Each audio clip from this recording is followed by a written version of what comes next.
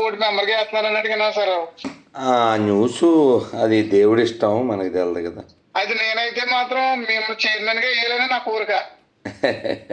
నిజమండి. ఇప్పుడు ఎందుకంటే మీరుంటే అక్కడ అందరూ బయటకు వస్తారు. అయ్యా ఎల్వి సుబ్రహ్మణ్యం గారు హిందువులు ఎవరో హిందూ కానులు ఎవరో చెప్పమన్నారు, తెల్లన ట్రాన్స్ఫర్ అయిపోయాయని. అయ్యా ఇలాంటివన్నీ మీరు బయట లాగుతారు. మీలాంటి మహానుభావులు ఉండాలనేది మా కోరిక. వెంకటేశ్వరం అనుకోవాలి నాయన. రెండోది ఏంటంటే మా ఏరియాకి మీరు మాకు అపాయింట్మెంట్ ఇవ్వాలి, ఎప్పుడు వస్తారో. అలాగే నాన్న, అయ్యా ఖచ్చితంగా నాన్న. ఇక వరం గారు ఉన్నారు కదండి ఇస్కాన్, వరం గారితో చెప్పాను. అలాగే వస్తారండి అన్నారు. అయ్యే అదేంటి సార్, ఇది ఇవాళ మీరు మీరు మీరు ఉండటం వల్ల చాలా విషయాలు బయటకు వచ్చినాయండి. అది నాకు ఇప్పుడు ఇవాళ ఆయన లేడండి అస్సాం ముఖ్యమంత్రి గారు. అవును, హేమంత్ బిశ్వ శర్మ. అవునవును.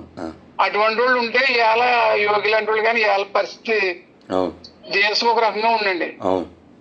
ఆ పనికిమాలదేమో ఇక్కడికి వచ్చేయండి, బంగ్లాదేశ్ వచ్చానండి. దేనికి తగలడ్డానికి? బెంగాల్. దేనికి తగలెట్టేయడానికి? అది బెనర్జీ. అవును, బెనర్జీ మేము ఆశ్రయం ఇస్తామంటుంది వాళ్ళకి ఉద్యోగం వచ్చిన. ఏది ఆల్రెడీ అక్కడ తగలడిపోతుంది, ఇది ఇక్కడ తగలెట్టేయడానికి. ఇప్పటికే తగలడి చచ్చిపోతున్నారు.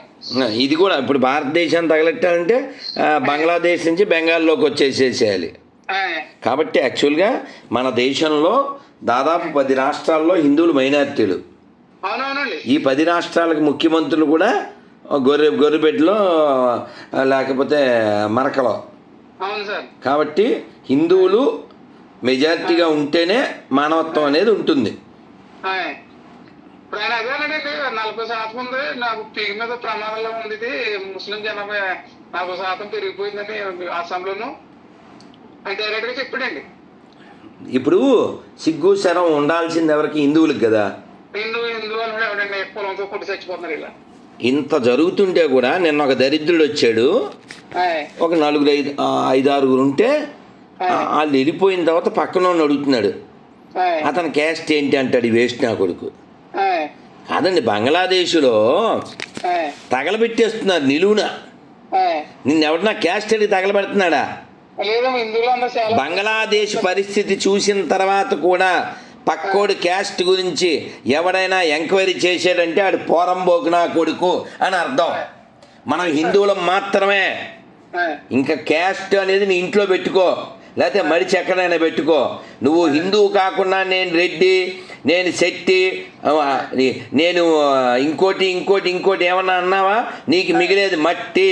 నేను చెప్తున్నాను, నేల మీద తట్టి మీరు బతుకుంటారు ఇది పడితే, లేకపోతే ఉండదు.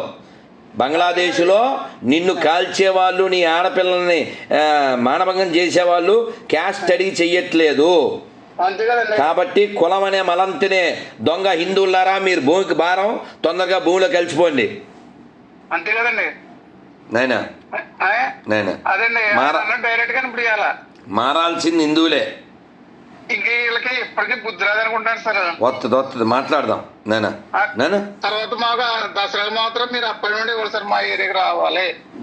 నాకు ఒక నెల ముందు చెప్పండి. ఎక్కడెక్కడో చాలా మందికి మాటలు ఇచ్చాం.